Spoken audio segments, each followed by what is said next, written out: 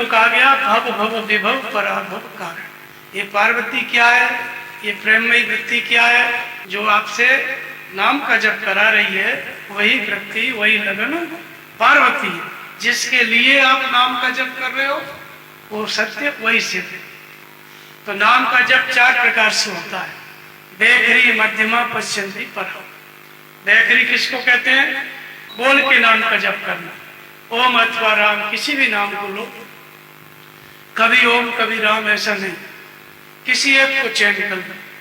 जैसे ओम जपते हो तो ओम का ही जप कर, तो बोल के जपना, जैसे ओम ओम ओम, हम भी सुने, पास में बैठा है वो भी सुन ले, इसको बैखरी कहते हैं।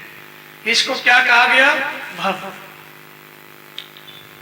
भव का मतलब संसार होता है। भव माने होना, जहां तक जिसकी इंद्रियां और मन फैले हुए हैं होने और करने के लिए, वही हमारा संसार है।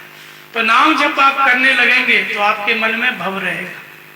बैखरी से जपोगे तो आपकी समस्या रहेगी कि मन नहीं लग रहा, तो भव क्या रहता है? संकल्प के रूप में रहता है। नाम जपते रहोगे, विचार चलता रहेगा, इसलिए इसको क्या कहा गया? भव। ये पार्वती की शुरुआत है, यहाँ से वृत्तियों के निरोध की शुरुआत है, सत्य को प्राप्त करने की शुरुआत है, देवी की पूजा की शुरुआत है। तो बैखरी से जपते हैं तब भी संसार रहता है, तो भव।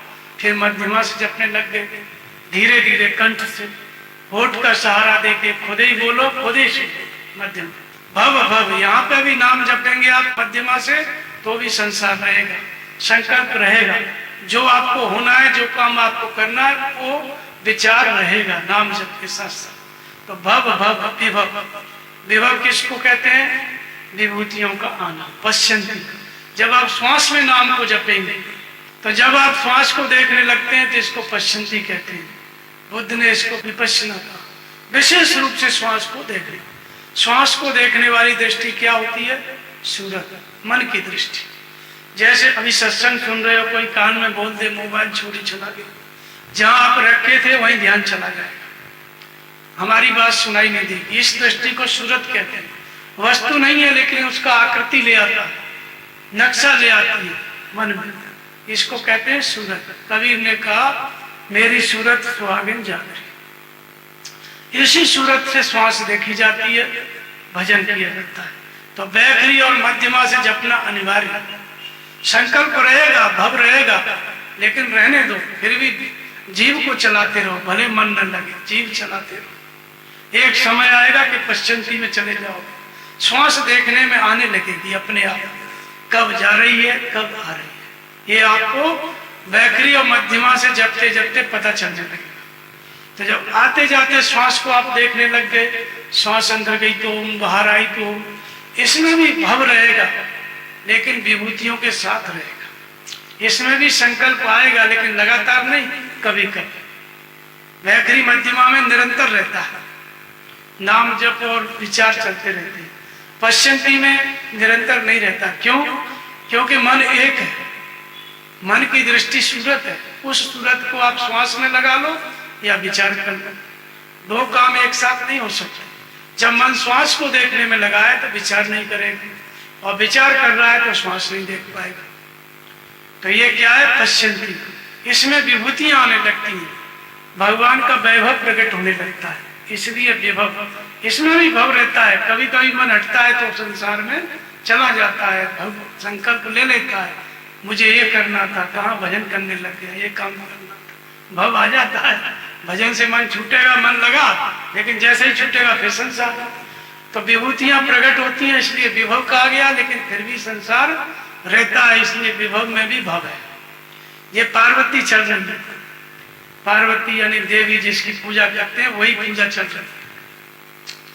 तो बैखरी से मध्यमा से पश्चंती से जपे, ये भगवान के नाम का जप हो रहा है, लेकिन पूजा किसकी हो रही है?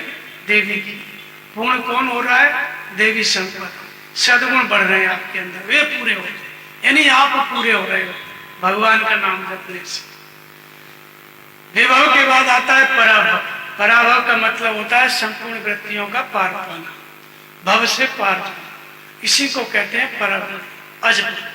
तो पश्चंती से जपते जपते जब परिपक्व हो गई पश्चंती, तो परा की अवस्था आई। परा की अवस्था क्या होती है? एक बार सूरत को लगा दो श्वास में, फिर सूरत जो है श्वास में लग जाएगी, फिर हटेगी। अंदर गई तो ओम, बाहर आई तो ओम, सारे विचार शांत हो जाएंगे, निर्विचार स्थिति। इसको कहते हैं परावाणी, इसी को अजपा कहते हैं।